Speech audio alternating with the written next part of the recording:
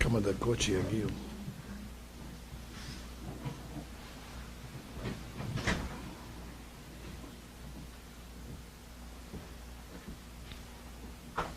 הרב היום רצה לדבר על היתר עסקה,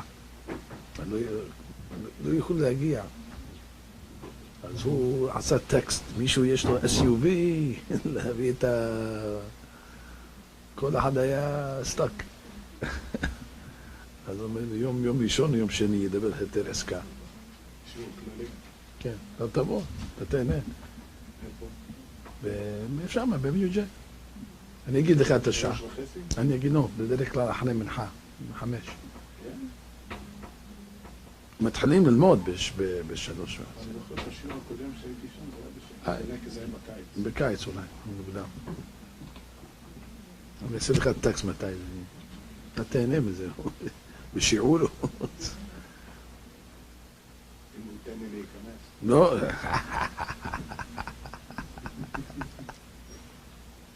הוא אוהב אותך. בסדר. הוא בסדר. עכשיו נכנסו שם, ראיתי איזה 4 חסידים. לא, לומדים שם, סתם. אחד מהם מאוד. כן? יש שם תרוז לרעי. הפנים לקיר. פנים לקיר. כן? לפעמים אלינו. אני שומע אותם לומדים.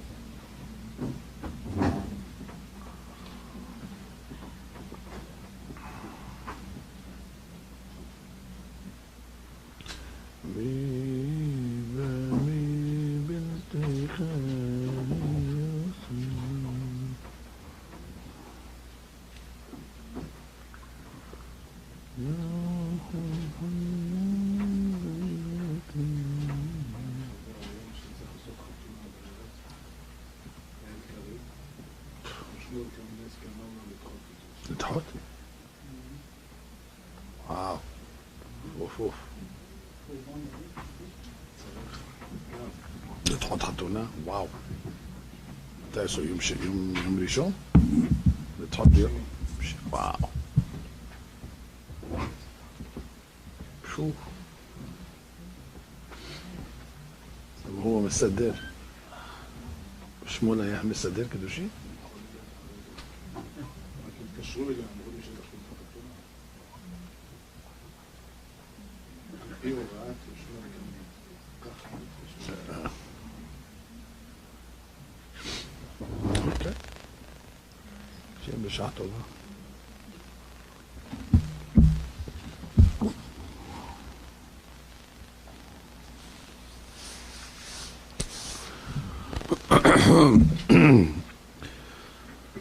Beruchim הנמצאים, רבותיי, welcome to another edition of our Thursday night class. בסימנת הבא we're beginning a new sefer, ואלה Shemot.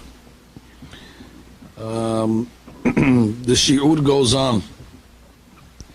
The public schools were closed today and a lot of other businesses were shut down, but our Thursday night class is even more more consistent than the mail. I didn't get any mail today either, so this is really a credit to our members. They all texted today, is there a shi'ur? Will the Rav be there? I wasn't planning on coming, but after all the texts, I said I cannot be worse than the students. So Baruch Hashem, I showed up. Ashrechem v'ashrei chalkechem. Schar pisiot yesh v'lefum tzara agra. And it's a good thing that we came tonight, because we have a big hidush, and I think it's a great revelation.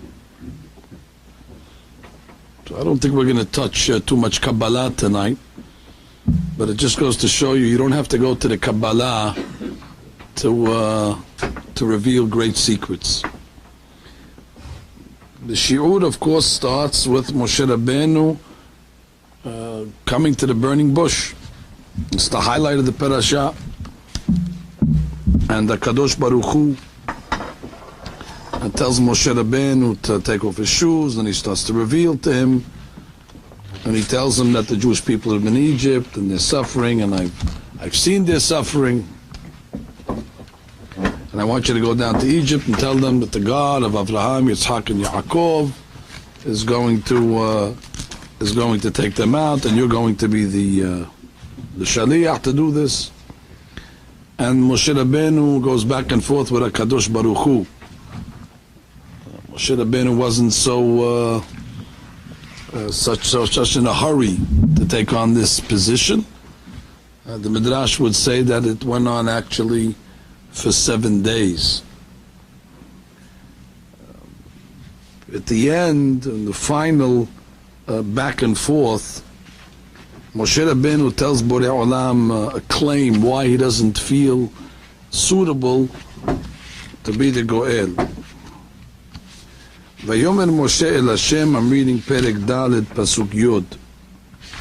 Bi Hashem lo ish devarim anochi, gam metemol gam meshelshom gam meaz dabercha el avdecha, ki chevad pe uchvad lashon anochi. Moshe Rabbeinu says, I'm not worthy to take on this position. After all, I have a speech impairment. Kevad pe v'chvad lashon. When we were young, they said he had some sort of lisp, and therefore his speech was impaired. He had a blemish, and therefore he cannot be the one that represents Klal Yisrael. Now, in the olden days when we were young, we always understood it pashut. You need somebody that's eloquent here. He's going to go talk to Paro, and he's going to have to be the ambassador. I mean, you could imagine if the United States chooses an ambassador to represent, our nation at the United Nations, and then the guy gets up and he's stuttering and he's lisping, and then the people of the nation would come along and say, "Why did they send us over here? They couldn't find anybody more suitable that knows how to put sentences and words together." So that's the way we learned it when we were young. That Borei Olam is sending Moshe. Moshe Rabbeinu says, "What do you mean? I don't even know how to talk properly." So therefore, maybe send somebody that's a little more eloquent. But as you get older, you start to think to yourself, and you say, "What do you mean?" When you look at the story, it wasn't Moshe Rabbeinu's speech that did too much in this episode anyway. It was the Makot. I mean, Paro didn't get intimidated from the speech of Moshe. It was the plagues that came down on Egypt that eventually, caused Paro to change his mind and let the people go. If Moshe Rabbeinu thinks it's the speech that's going to do it. He's not going to talk Paro into it. This wasn't over here. You didn't need salesmanship over here where you need to persuade Paro and convince him. This wasn't going to be an oral debate. It's clear that God was going to do this over here. Moshe Rabbeinu was carrying the stick of God, and he's going to bring the makot, and that's what's going to make Paro bend to his knees. So why does Moshe Rabbeinu think that because he has a speech impediment, that doesn't make him worthy to represent Klal Yisrael? I understand the other claims. The other claims were that he has an older brother, and he doesn't want his older brother to be slighted. He's 3 years older, kavod bechor, And HaKadosh Baruch Hu answers that and says, you're right, that's a good claim. I'm telling you that your older brother is not going to be slighted by it. On the contrary, he's going to be happy for your position, for your promotion, and therefore there's nothing to be concerned. That I understand. Certainly one cannot advance his own career by stepping on somebody else. That makes sense to me. But Moshe Rabbeinu's claim over here that lo ish devarim anochi, I'm not a man of eloquence. After all, I'm kevad pe uchvad lashon anochi. What is that claim? Nobody thinks that Moshe Rabbeinu again is going to talk the Jewish people out of Egypt. Moshe Rabbeinu is going to take the stick. He's going to go to Paro and he's going to tell him what's the difference if he stutters it. Listen, if you don't let the people go tomorrow, there's going to be dam. And let Paro laugh at his stutter, and tomorrow when the blood comes, he'll say, this man might not know how to talk, but he executes. So again, what is this claim here that Moshe Rabbeinu has? It brings us to another question that's is equally as important as the first one. The question is, we talk about Moshe Rabbeinu as clearly the greatest prophet that ever lived. And, Vatere oto kitov, he's born, the entire room fills up with light. Moshe Rabbeinu is the one that went up to the heavens to give the Torah, to receive the Torah from God. Moshe kibel Torah Sinai. He learned the Torah from God himself. 40 days, 40 nights did not eat or drink. He's the perfect specimen of a human being. If we can even call Moshe Rabbeinu a human being, I'm not too sure. Because not too many things Moshe Rabbeinu does is compared to regular humans. Why should such a perfect human being of such high why should he be born with an impediment? You'd think that a Kadosh Baruch Hu would create a tzaddik with perfect functioning limbs and perfect functioning body. Why is the tzaddik born handicapped? Now that question I found. The truth of the matter is that the whole shiur tonight pivots on a Maharal, and it's an incredible Maharal. The Maharal is in the Sefer Gevurot Hashem, and it's in chapter 28, Perek Chavchet. Ayin Sham. I'm going to read some snippets from it, but this is something. If you have a Gevurot Hashem, or you can get access to it, print it before Shabbat, put it on your table, and go read the whole Perek. I'm not going to do it justice because I'm going to jump around, but you got to see the Maharal's approach to this. I'm reading. Vayomer Moshe Lashem, Bi Hashem lo ish devarim anochi, yesh lahakshot. It's a question, he says. Moshe, shehaya lo kol ha'ma'alot. Moshe Rabbeinu had all the ma'alot, all the advantages. Ve'af shlemut haguf haya lo. Pay attention, Moshe Rabbeinu's body was also, I say, bionic. His eyesight did not fail for 120 years. We know what happens. You hit the age of 40, and all of a sudden you can't see the small letters anymore. All of a sudden you see the people wearing their glasses on the tip of their nose. So what happened? They said, overnight, all of a sudden you can't see the small letters anymore. Something changed. And that's what happens to people's eyesight. It weakens over time. And Moshe Rabbeinu, lo chahata eno. So he has super eyes. Velo nas leho.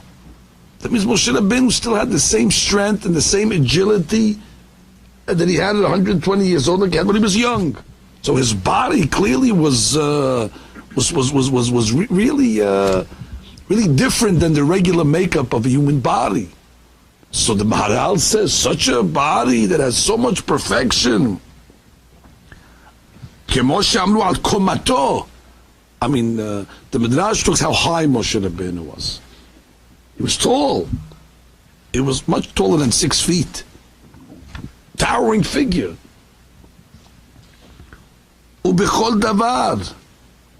In everything. So he says, איך היה זה שלא היה איש דברים? How is it possible? I mean, the speech is a major item. So you give him the best eyesight. I mean, I assume he had good hearing as well, and he had, good everything, good strength. When it comes to the mouth, for that he's born handicapped. That's the She'elah of the Maharal. The answer we're going to see. I'm not going to give it to you so quickly, the answer, because you need Hakdamot. The Hakdamot, you got to go back to Bereshit. First, we have to understand the function of the mouth. Once we get the function of the mouth good, what its purpose is, and clearly its purpose is not just to speak, as we'll see, it serves a much higher function. Once we get that clear, then we can go start and analyze Moshe Rabbeinu and his impediment.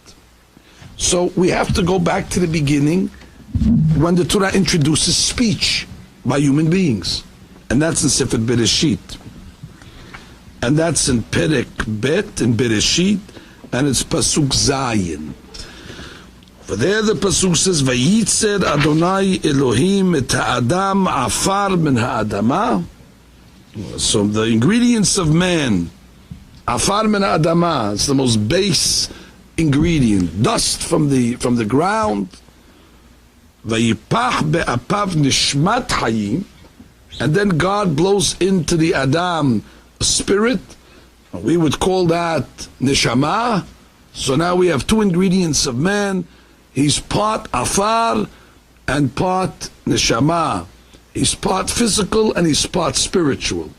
And then the pasuk says, Vayhi ha'adam, this Adam, this Adama, this piece of earth, Adam is Adama, this clog of earth, Vayhi ha'adam, lenefesh haya, he became a living spirit.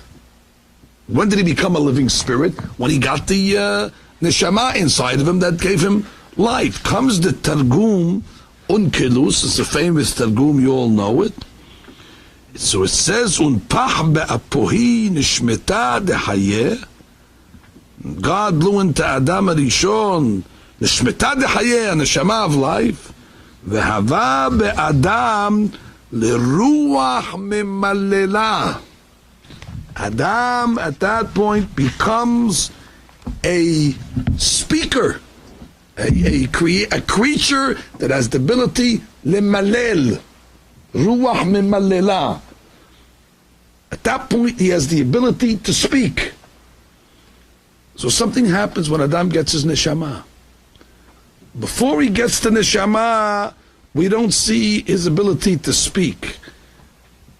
When he gets the neshama, all of a sudden the Torah comes along and says, oh, ruach mimalela. Now, guess what? I'm sure that he wasn't able to hear also before he got his neshama, and he probably couldn't smell, and he probably couldn't have a sense of touch. But the Torah doesn't make those points. The Torah says when the neshama comes into Adam Arishon, at that point, ruach mimalela. That gives him the ability to speak.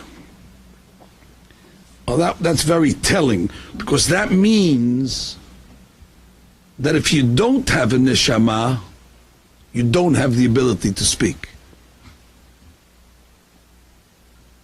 That means you could have a neshama, you could be void of a neshama and still hear things.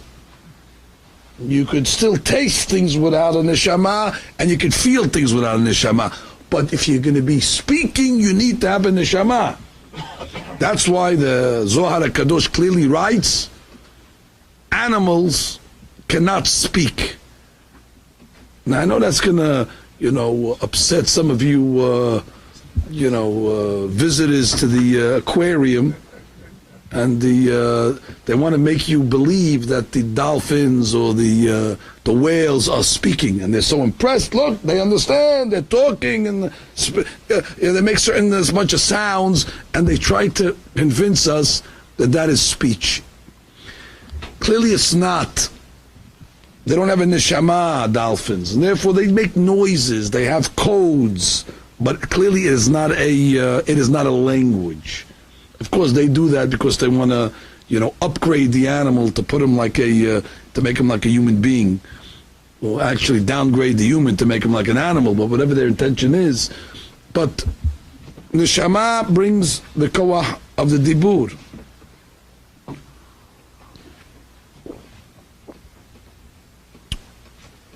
The Rama explains this in Siman Vav in Orah Hayim.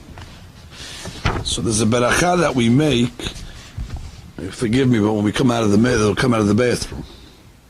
The beracha is Asher Yatzar. So that beracha we say, Rofei Chol Basar, Borei Olam, you are the healer of all mankind, Umafli La'asot. We talk about how God, He creates the human being, the creation of man, it's a pele. And all the rabbis are trying to understand, what's the pele? Not that there's a shortage of wonders in the creation of the human being. If you study biology, you see every single part of the human being is actually stunning and wondrous. But when we say that Asher Yatzar, we say Umafli La'asot. God, you created a machine called the human being. It is nothing short than wondrous. It is a pele. I'll tell you the way the Arizal learns it. The Arizal actually is brought down by the Mishnah Berurah. He says Ubekavanot Katuv. Kavanot is Kavanot Ari. The Haneshama nehenit miruhaniyut ma'achal. והגוף נהנה מגשמיות המאכל ומכוח זה קישורים זה בזה על ידי המאכל. Interesting kavana. The Mishnah Berurah says, listen, human beings are made up of two opposites. They're made up of a goof, which is clearly base, lifeless, physical, and they're made up of a neshama. So the kavanot say you need something to bind them together. You have two opposites. So what connects these two opposites and keeps them living together? Usually you take magnets, and if the magnets are the same magnet or different magnets, depending how they're set up, they repel each other. So seemingly the goof and the neshama should repel each other because they're not compatible. So you need a shadchan. You need a shadchan to make the shidduch that it should stay together. So the kavanot say the shadchan is the food. How is the food mishadech? Because in the food not only is there physical nutrition, but there's spiritual nutrition. So when you eat food, the body takes the stuff that the FDA writes on the side of the label over there, whatever it says, but the FDA is behind the times because they don't know that in every piece of food there's also spiritual nutrients as well. They haven't got to that yet. There's no way for them to measure it, but the neshama gets the spiritual benefits. How do you unlock the spiritual benefits? By saying a beracha, by making birkat hamazon, by saying the Torah on the table. It unlocks the spiritual benefits. So therefore, umafli la'asot, that you created food that's able to sustain both body and soul. That's a wonder that in a piece of food it's able to give both parts exactly what it needs. I once saw a derasha in the pasuk that we say every Friday, every Motzei Shabbat.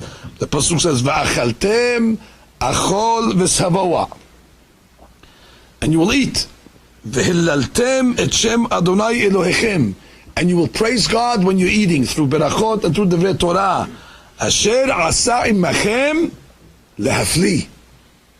That's the pele, lehafli, that God made the pele umafli la'asot in the va'achaltem achol v'savoa. Asher asa imachem lehafli. But that's the kavanot. I told you tonight we're not learning kavanot. I want to read what the Rama writes. Rav Moshe Israelish says, ועוד יש לפרש שמפליא לעשות במה ששומר רוח האדם בקרבו וקושר דבר רוחני בדבר גשמי. It's similar. He says it's a pele that God is able to bind together Davar ruhani and davar gashmi. Usually opposites don't go together. Don't you find it a pele that Borei Olam took the two most polar opposite items you could find in the world, neshama and goof, and what does he do? Somehow he puts them together. He binds them together. He says that is really a pele because none of us would be able to do that. If that would be like saying fire and water won't go together. One of them is going to give. Either the fire is going to evaporate the water, or the water is extinguish the fire. But you don't have fire and water coexisting together in the same place. That would be a pele. So he says you don't have to look at that. Look at the human being. Human beings are walking mafli la'asot. Oh. But he doesn't explain what is the shadchan. The kavanot say it's the food. But the Ramah doesn't explain. There was a Rabbi Hutner, Alav Shalom, Rosh Hashiva at Chaim Berlin, and he had ma'amarim. He said, ethical talks, philosophical talks. So in his book on Pesach, he says the following. He says, you need an intermediary to make peace between the body and the neshama, so it can mesh, so the body can exist properly. Otherwise, it won't be able to be together. The body and the neshama won't be able to be together. So he says, and you know what that is? The mouth. Because what did God say in the pasuk that we learned in Bereshit? The pasuk said, "Vayitzer Hashem Elohim et ha'adam afar min ha'adama." That's one part of him. Vayipach be'apav nishmat hayim. That's the other part of him. And what's the shadchan? Vayi ha'adam lenefesh chaya. That once the person already got his mouth, the mouth somehow, that organ, through the dibur, through the power of speech, which only humans have, because only humans have a neshama. So that is able to take the ideas of the neshama, because the neshama created speech. But he says the speech itself is a physical organ. So the mouth is a hybrid, like no other organ. Ears are all physical. Nose is all physical. Hands are all physical. But the power of speech comes from the neshama. So speech is part neshama, but it's a physical entity. It's got the mouth, it has the tongue, it has the lips, it has the teeth. So the mesh that has in it both entities is the mouth. So that's what the Ramah means when he says, "Oh, mafli la'azot." It's a wonder, and that wonder is the creation of the pair. So when you see a baby, for example, let's take a baby. A baby can't talk, although he has the physical mouth, because his neshama is not yet developed. His neshama is still young. His mind, his intellect is still weak. An animal can't speak because it doesn't have a neshama at all. A baby, as it gets older and his neshama settles in, it takes 3 years at least to start saying Abba, Ima, etc. Eventually, over time, then the baby can start to talk. And then as adults, we talk. So anytime you see a human being talking, that's the pele. Mafli la'asot is the speech. This instrument called the mouth. Again, it's physical, but its power only came after we got a neshama. Now you know what a mouth is. Shehiyanu. So Rav Hutner said this in the following context. Maimonides wrote a encyclopedia called Yad HaZakah. We have it here on the shelf right behind you over there, you see it. And he discusses all different halachot, and each volume, he gives it a name. He gives it a name that's appropriate to the halachot that are discussed in that volume. For example, Hilchot Shabbat is in a volume that he named Zimanim. It's an appropriate name. It's the Times. When he talks about, forbidden relationships and things like that, he calls it the kedusha. That's where the holiness of a person is. He has a whole section that talks about speech. What's permissible to speak about, what's forbidden to speak about. The laws of vows, nedarim, and so on and so forth. What did he name that section that talks about speech? That section is called hafla'ah. It says, what does hafla'ah mean? So the simple interpretation we always thought, the Torah uses the word hafla'ah, ki yafli, means to express. When one expresses himself, he's mafli. But according to what we're learning now, the Rambam explained and called it hafla'ah, because that's where you see the pele of mankind. The pele of mankind, the umafli la'asot, it's hafla'ah, it's a wonder. The fact that a human being can talk, that's what keeps the physical and spiritual bound together.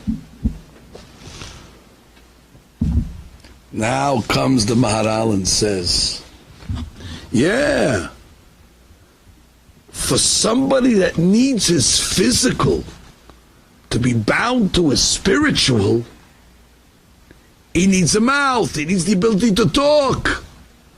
But if you have no physical, and your physical is non-existent, so then you don't need the shadchan. So he's going to come out and say that the fact that Moshe Rabbeinu had a speech impediment is to his credit. It's not an impairment. He's going to say the exact opposite. Anybody that you see has a mouth that can talk, you say, okay, but Moshe Rabbeinu, who doesn't have the ability to talk, because he doesn't have any physical to contend with. So he doesn't need this pele to keep the physical and the spiritual attached. His physical is non-existent.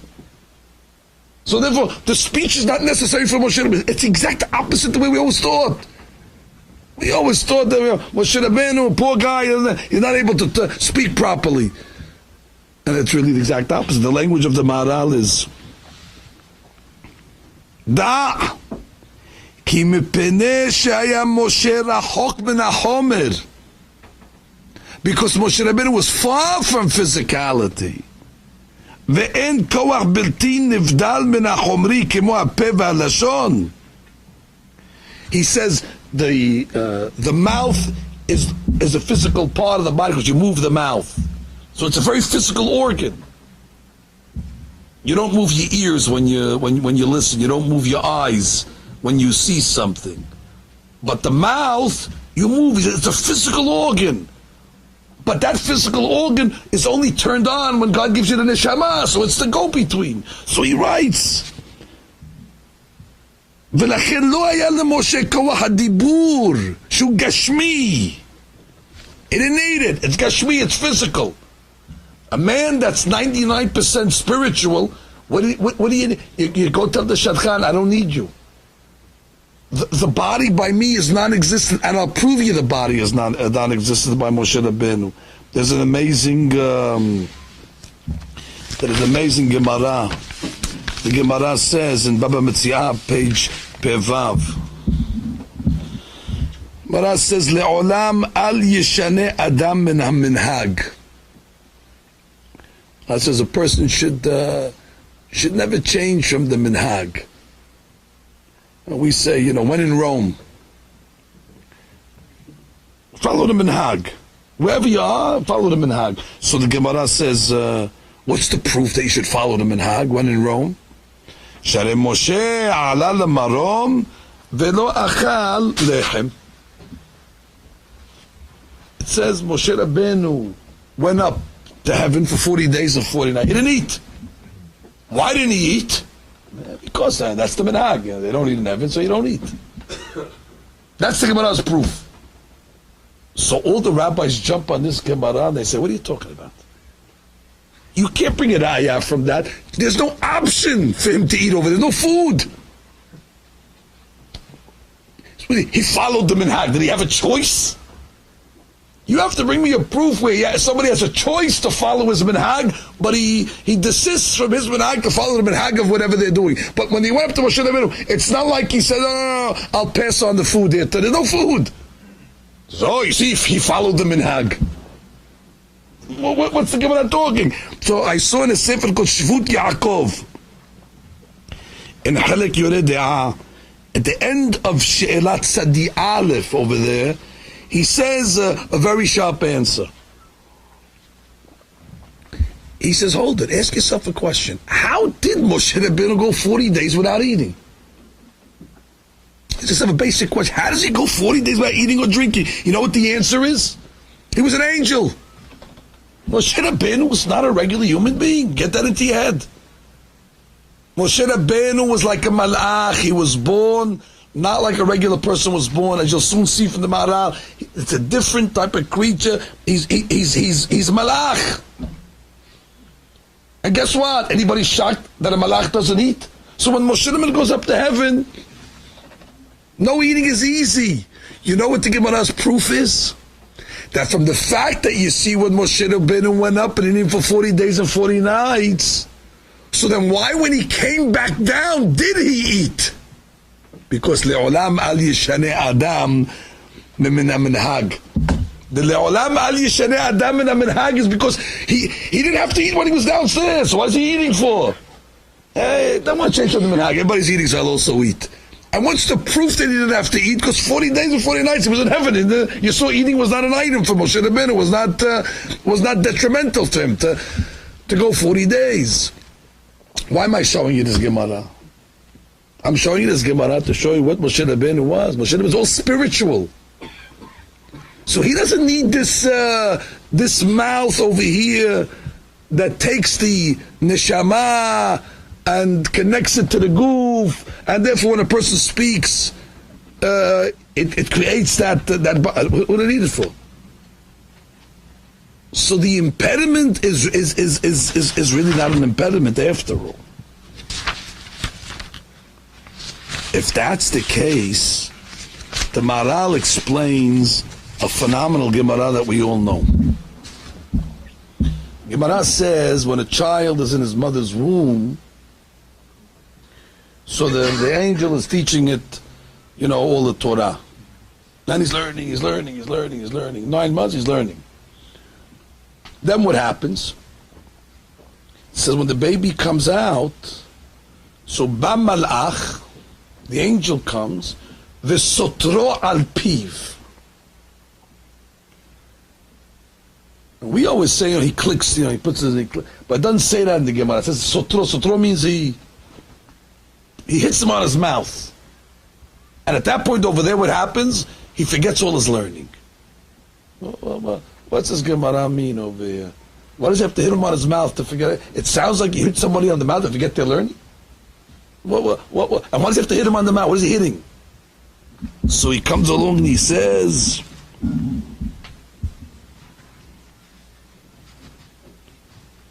כשהבלד, אז גמרא נידע דף למד.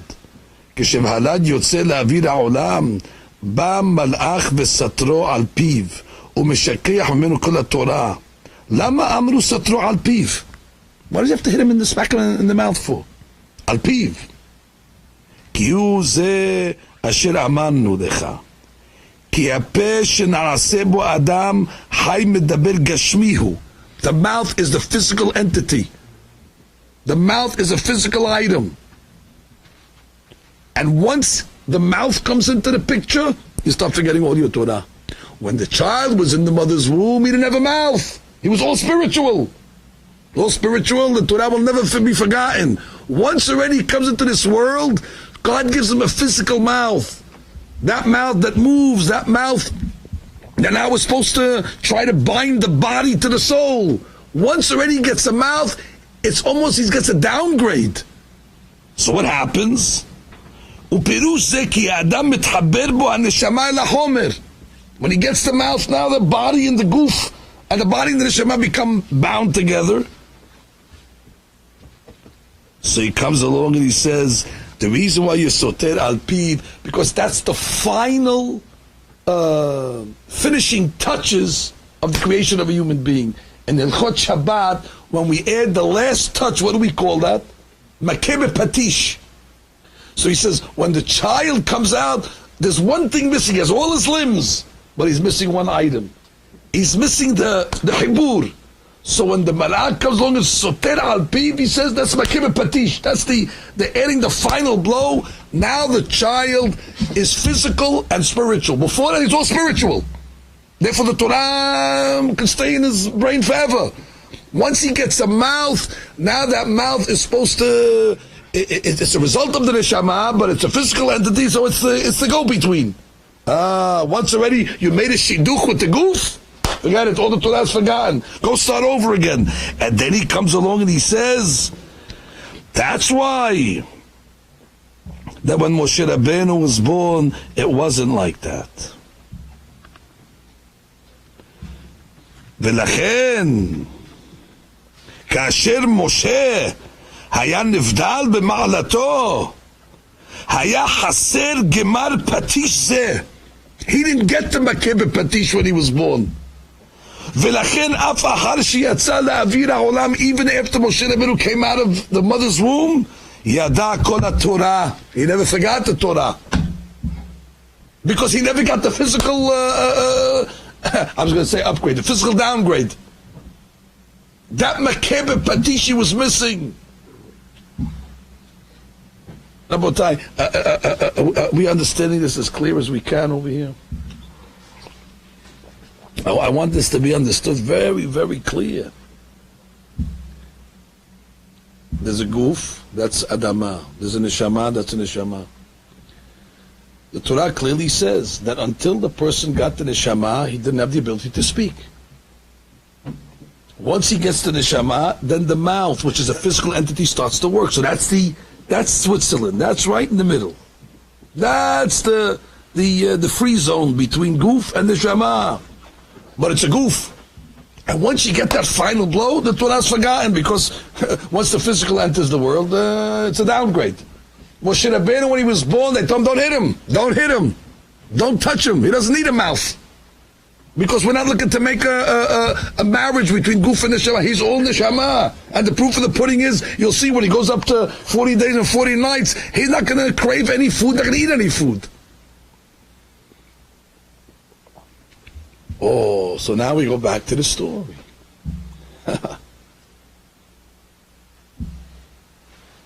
So you come to the snare, you come to the burning bush, and God says to Moshe Rabbeinu, Jewish people are in Egypt.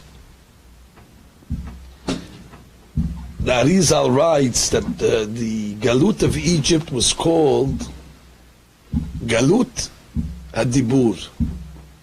The Dibur was in Galut. What does it mean the Dibur was in Galut?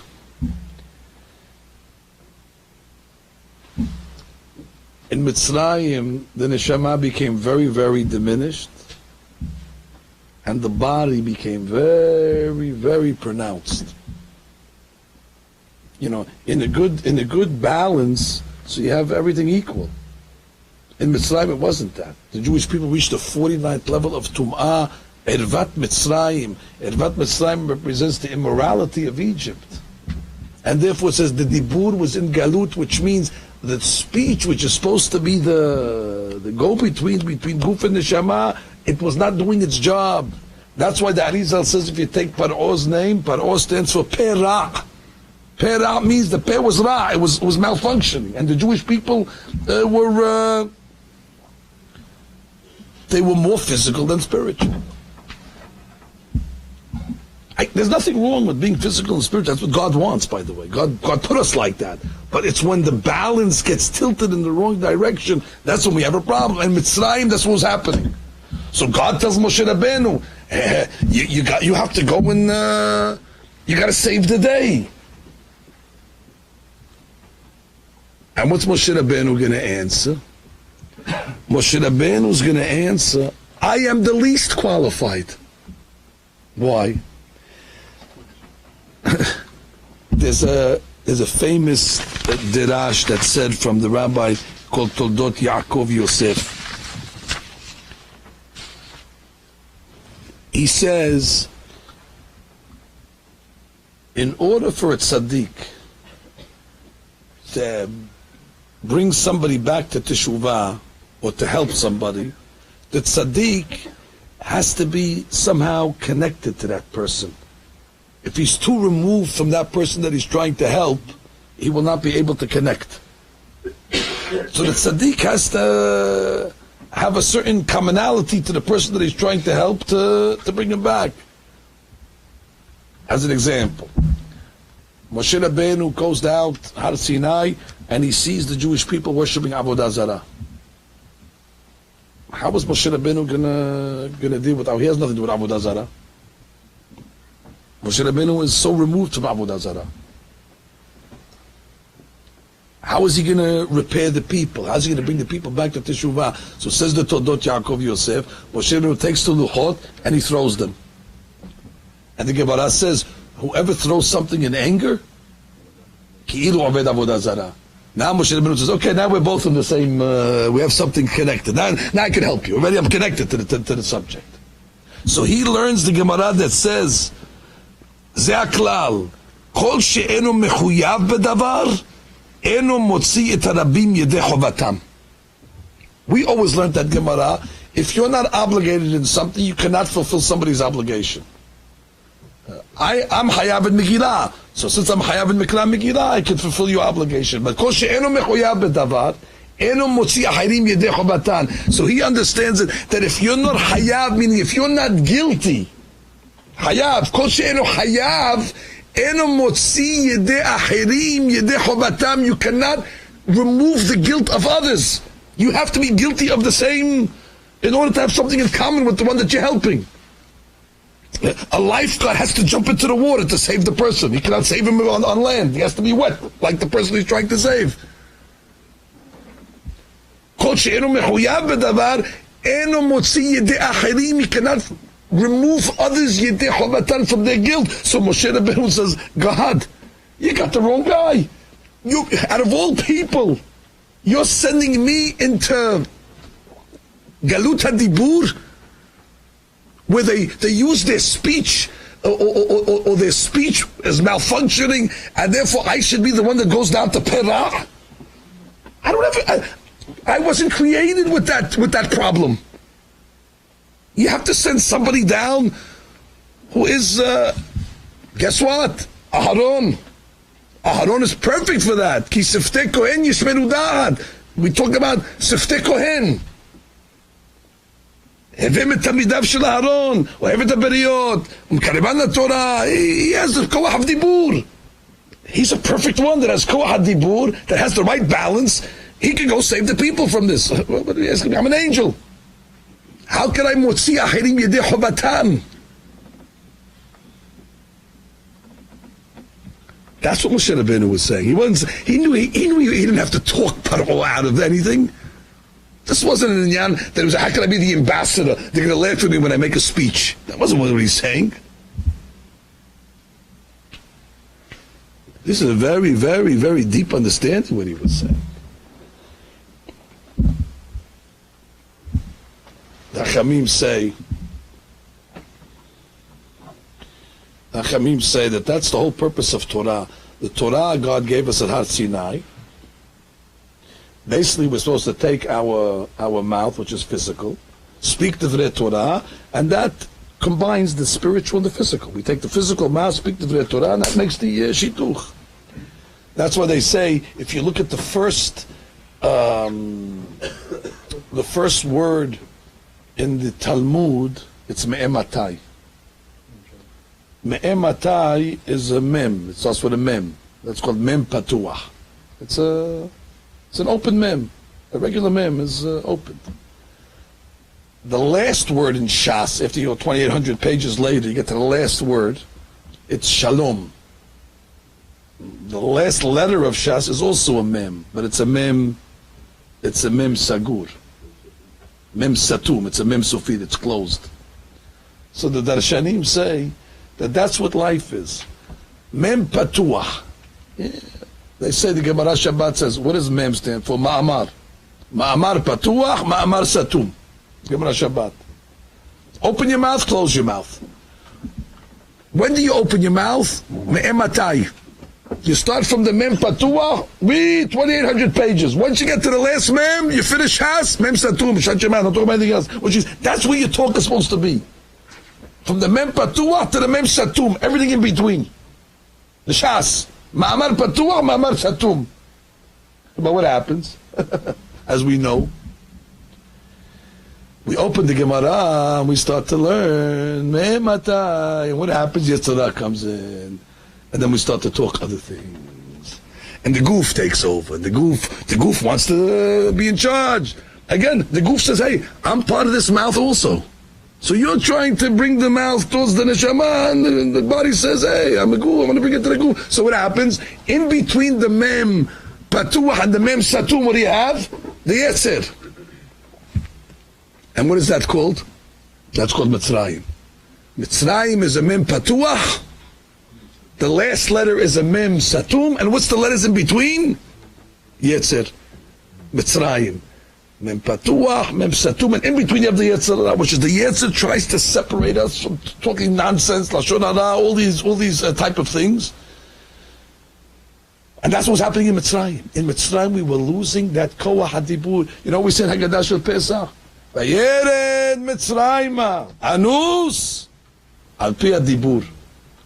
So some explain, Anus appeared with a simple interpretation is, we have no choice to go down to Egypt. God already gave a prophecy to Avraham Abinu, Kiger, Yeh, Zaracha, it's not negotiable. Anus al pi dibur, the dibur of God already is kayam, we have no choice. But the way the Arizal learns it,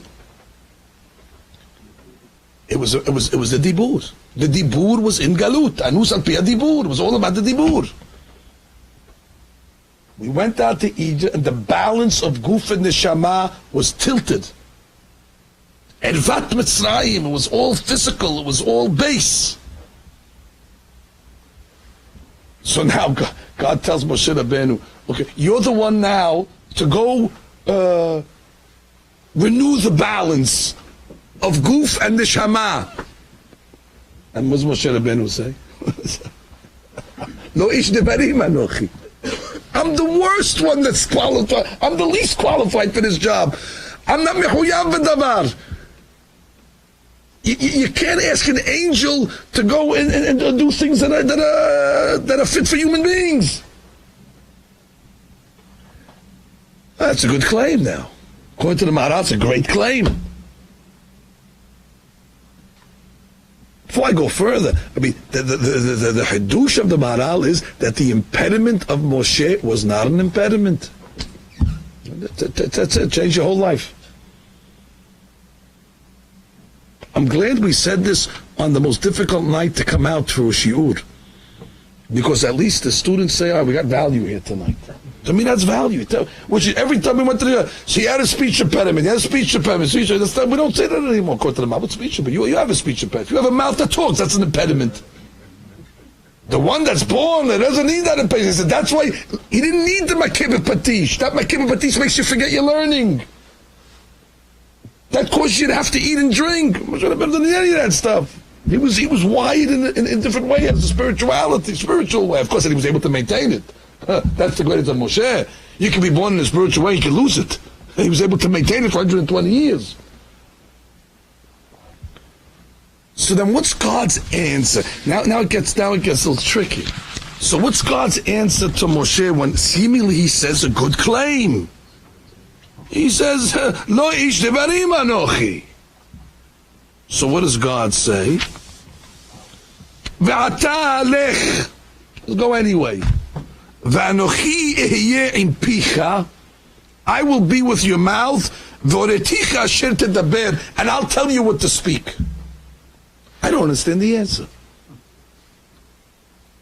The way Maharal is learning, he wasn't saying, I don't need to be prompted what to speak. That wasn't the issue over here. But I was answering, don't worry, you have a speech, I'll help you. I'll prompt you, I'll prod you when you're supposed to speak. That wasn't my claim. I'll figure out what to write. I know how to write a speech. But I'm telling you, I'm not the one to make this tikkun of Perah. So listen to how the Midrash learns this pasuk. The Midrash has a different way of learning this pasuk. The Midrash is in Shemot, our Parashat. It's in Shemot Rabbi Perek Gimal, and it's in Ot Chaf of the Midrash. Mahu v'horeticha. The pasuk says, "I will teach you what to say." Is that the language of the v'horeticha? I will teach you, like a moreh. Says the Midrash, no, that's not the pshat in the pasuk. My v'horeticha, Rabbi Abahu Amar, or Rabbi Simon Amar. Boreh ani otcha b'riyah hadasha, kemo shekatuv v'tahar ha'isha. Horeticha, according to the Midrash, is you will be reborn. Milashon v'tahar. He says, you're right. You're not wide like that. I am now going to recreate you where your pair has a manifestation. Satra al piv. At this point over here, Moshe Rabbeinu is recreated, rewired. He gets a downgrade, obviously, but for good reason, to go take the people out. He's says, don't worry. Anochi yeh im picha. What do you mean picha? I don't have a picha. V'horeticha. Don't worry, I'll recreate you. You're going to be born again. Borei can create a person without having to go through the womb again for 9 months. I'll recreate you now, and now you'll have you'll have the connection to the weaknesses of the people. Okay, if that's the case, so Moshe Rabbeinu is recreated, and now he's Hayav B'Davar. Now we can go down, and then it ends. Well, it really doesn't end. Because at the next pasuk, Moshe Rabbeinu says, "Vayomer bi Adonai, shelachna biyad tishlach." Still, send somebody else. Now God says, wait. I said I'm going to recreate you, and you're still saying that you. Now what? Now what's the excuse? Vayichar Hashem b'Moshe. Now God, I got angry. Till then, he doesn't get angry. And where did this anger manifest itself? So we say over here in the pasuk, no, we don't know where. Where did he get angry? So Rashi comes along and says, oh, you know where it came out? He says Moshe Rabbeinu was supposed to be the Kohen Gadol also. And at this point over here, what Olam said, you're going to lose the Kehuna now, Moshe. And where do you see it? The Midrash in Vayikra. The Midrash in Vayikra Rabbah says like this. Amar Shemuel, Bar Nachman, Vayikra Rabbah, Parashat Yud Aleph, Siman Vav. Amar Shemuel Bar Nachman, Kol Shiv'at Yemei HaSneh, the 7 days that they were debating at the sneh, Haya Kadosh Baruch Hu Mefateh et Moshe. God was trying to seduce Moshe, to convince Moshe, Sheyelech b'shlichuto leMitzrayim, to be the agent. Hahu dichtiv, gam metimol, gam meshilshom, gam me'az. You count all those days, it's 7 days. And what happened on the 7th day?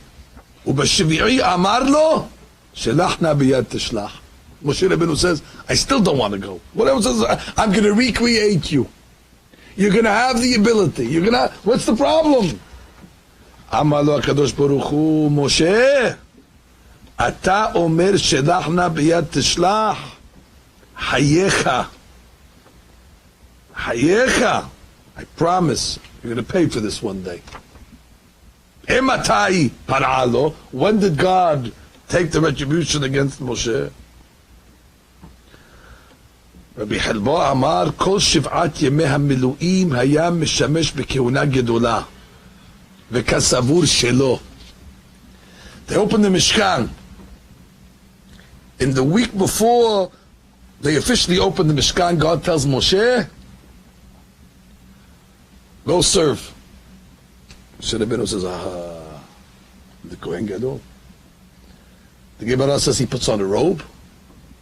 I'll tell you about the robe in a minute, the special robe he puts on. Not the robe of the Kohen Gadol. It says he put on a special white robe that didn't have a collar.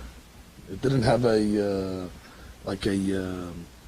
hem to it or a collar to it. It means more like a hem to it. Just a straight robe.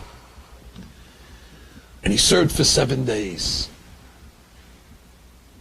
He lifted the Mishkan up, put it down, did all the services, and in his mind he's thinking, why would God tell me to... This is practice for opening day.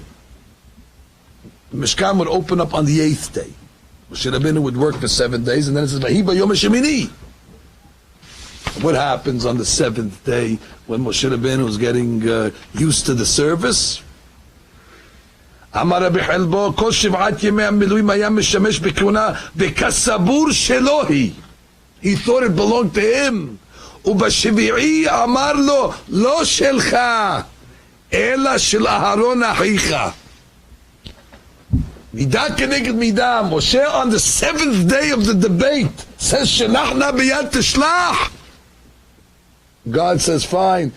Going to come back to haunt you. On the 7th day of Moshe Rabbeinu's service in the Kehunah, God says, Shelach na biyad teshlach. You're not doing it. We take Aharon instead. And Moshe's put to the side. What's the explanation?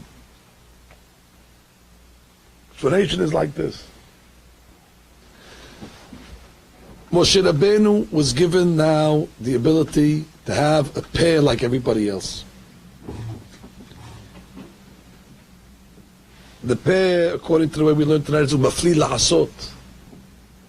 The peh, which is a physical item, but it's a result of the soul. It makes we call in Hebrew the mizug, the balance. Moshe never had that, but he didn't need it, but he got it. You know what would have happened if Moshe Rabbeinu would have said on day 7 when God gave him that item, I accept?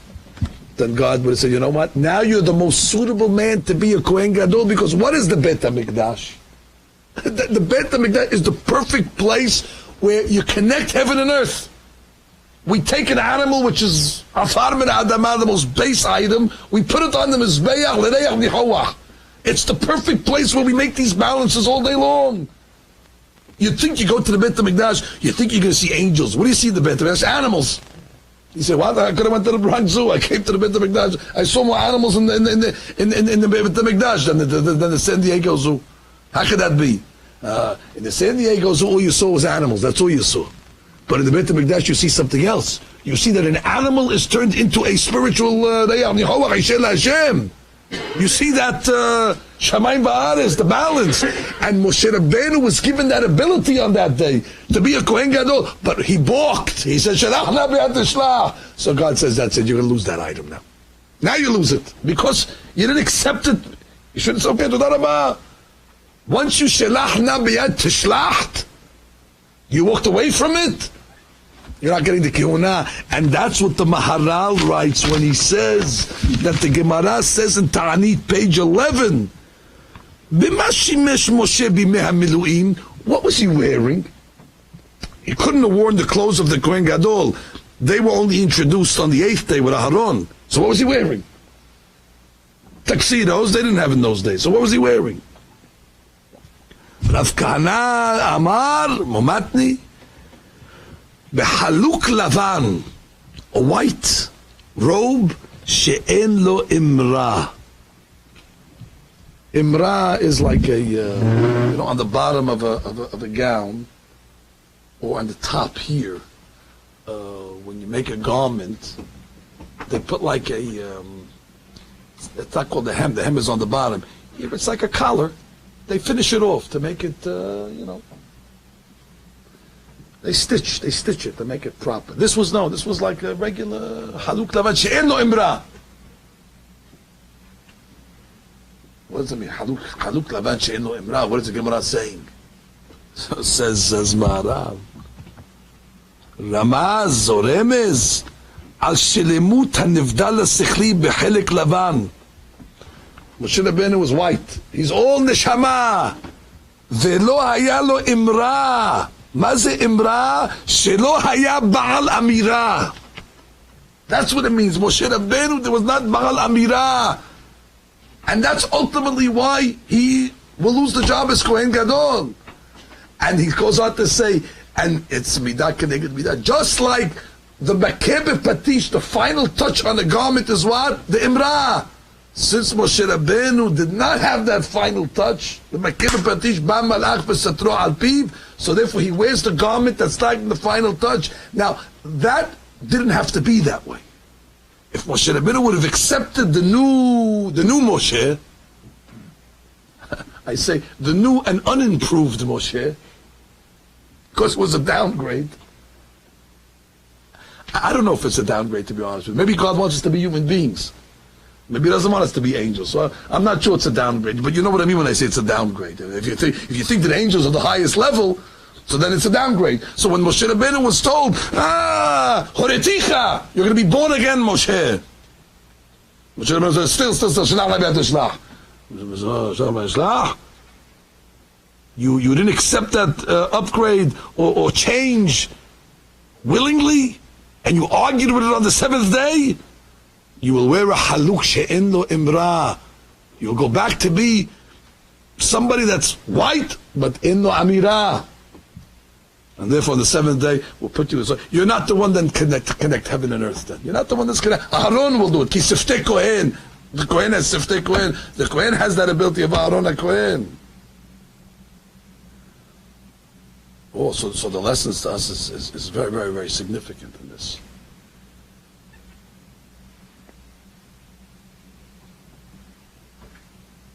The holiday, then, we understand, and the holiday that when we come out of Mitzrayim is called Pesach, and that also is Peh. So we go from Perah to Pesach.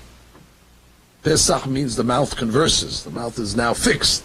The Galut HaDibur now has a Geulah. The Tzaddikim say, if you take the month of the holiday of Pesach, it's not April, the month is Nisan. Let's do the math for a second. Nisan, Nun is 50, Yud is what, 10? So what's that already, 60? And what's Samech? 60, so that's what, 120? 170? 170. Oh, yeah, that'll work. What's the numerical value of Peh? Peh, the mouth. 85. So we went from Perah to Peh Tov. Or we went from Perah to Pesach. So it's Peh. Peh is what? Peh, 170. Gematria, Nisan. Nisan represents the holiday that we made the Tikkun of Galut HaDibur. Now once you know that, now we can go into a very, very important benefit from all this. Some of you might have heard already that during these weeks, these are special weeks called Shovavim. The Arizal talks about it a lot, although you're not going to find it in the Shulchan Aruch. You're not going to find it in the Humash as an official holiday. But the Arizal and the Mekubalim, Rav Haidah, and all those rabbis that revealed the secrets, the Rashash, they all talk about that these are very significant weeks, the weeks of Shemot, Va'era, Bo, Bishalach, Yitro, Mishpatim, Rashi Tevot, Shovavim. And they say that during this time of Yom, when we read these parashiyot, there's a tremendous ability to fix a lot of sins that are very difficult to fix. That specifically have to do with Kedusha. And since the Jewish people during this time of the parasha are freed, they go free from slavery, we're able to free a lot of the treasures that might have been taken into captivity. As a result of our sins, we can free them as well. So these 6 weeks that we're in now have a tremendous ability of tikkun. That's why you'll see that many people during this time of year, they fast. Well, today we had a great snowstorm. Probably some guys in their backyard are rolling in their snow. They make all sorts of sigufim and stuff like that. Question is, what is that what we're supposed to be doing? If you look at Mesilat Yesharim, Moshe Chaim Lotzato, in the first chapter, in the Hakdama as well, he is not so fond of fasting because the generation is weak, and it might take its toll in other religious activity. You'll fast, but it's going to be at the expense of something else. So the tzaddikim are not too sure. Although the Mishnah Berurah says, listen, if you have sins, you have no choice to fast. Whether it's going to weaken you or not, you have no choice. But then I found the Mishnah Berurah says another piece of advice that I think is worthy for those that are interested in making the Tikkun of the Shovavim. He says,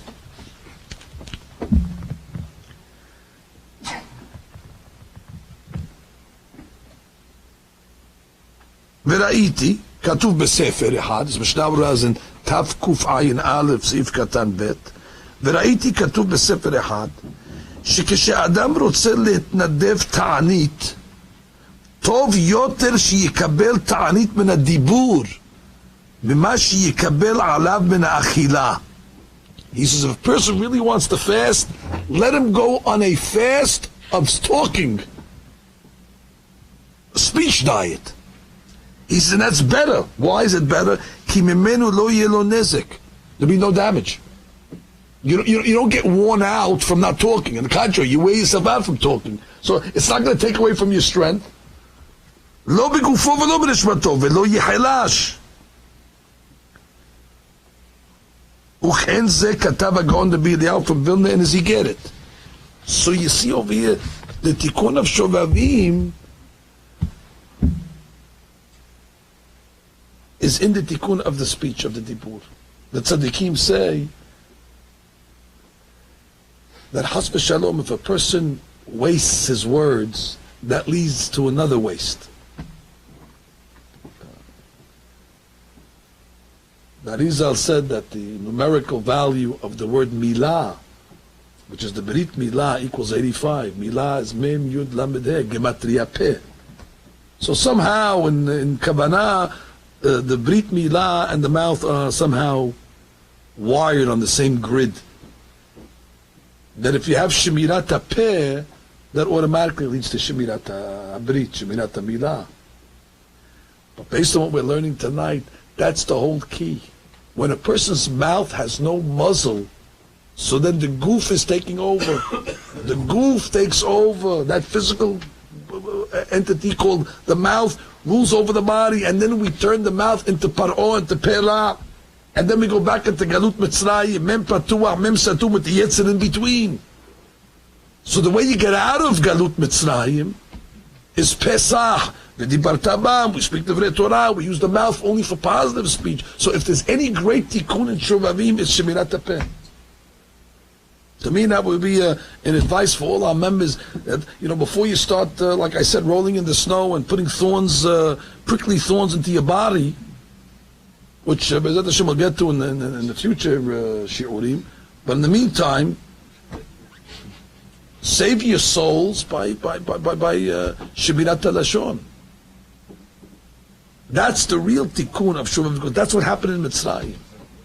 Moshe Rabbeinu was not originally able to do such a thing, because lo ish devarim anochi lesheva, that's his praise. Lo ish devarim anochi. Moshe Rabbeinu never got that smack on the mouth. Where everybody else, we're a walking wonder. The human being is mafli lahasot. Goofing and neshama together. You say, well, for what? The peh says, I'm responsible for keeping everybody together. But make sure the peh doesn't. Don't make sure that peh doesn't bring you to one side. How is the peh supposed to keep the measure together? It takes the neshama and expresses it through the goof. Torah, mitzvot, divrei Torah, beracha, all that expression of the neshama comes through the physical mouth. It keeps everybody happy. But when the mouth starts to go haywire and doesn't express neshama ideas and only expresses physical ideas and lashon hara and nechidut and all that, then already you've taken the peh and you've taken the dibur and you brought it back into exile. You've gone back into Mitzrayim. And once the peh starts to malfunction, it automatically leads to the milah, and it leads to, and that's why, by the way, no coincidence. What do we call a word in Hebrew? A word is a milah. Funny, huh? The peh is gematria milah, and a word equals milah, because it's all connected. So therefore, if we fix this, then already we have a great, and the time is perfect, because that's when it was being fixed in the Parashiot. So the Parashiot, the fabric of the week is threaded from the words of the Parashah. So since that was taking place in the Parashah, so we live through the Parashah. So it gives us a greater ability to succeed. And therefore, the goal of these Parashiot is to go from Perah to Pesach, to go to the double Peh, Nisan, Gematria, Peh times 2. To go from Ma'amar Patuah to Ma'amar Satum. To go from Me'ematai to Shalom, and nothing else in between, only the Divrei Torah. And to put a resin, like the Gaon of Vilna said, a resin is like a reins, to put the reins on the mouth, And then, Be'ezrat Hashem, the more we do that, then the more we become spiritual. Speech, Marbe Devarim, the Mishnah says, Marbe Shtut. The excessive speech is not good for the body. Velo matzati laguf tov ela shetika. If you want to keep the goof at bay, laguf tov, you want to keep the goof good, meaning in its balance, then shetika is the answer, and silence is the answer. Now, of course, it doesn't mean that a person should become a mute. V'dibarta bam.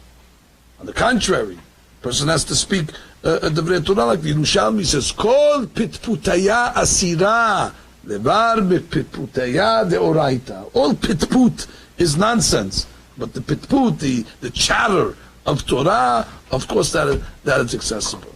That's acceptable and that is commendable.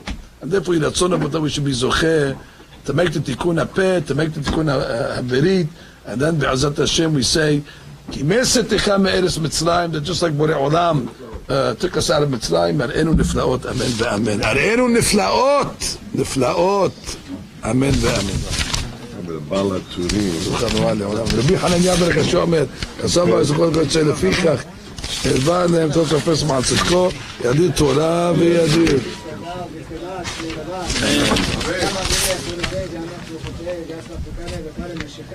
בקרב.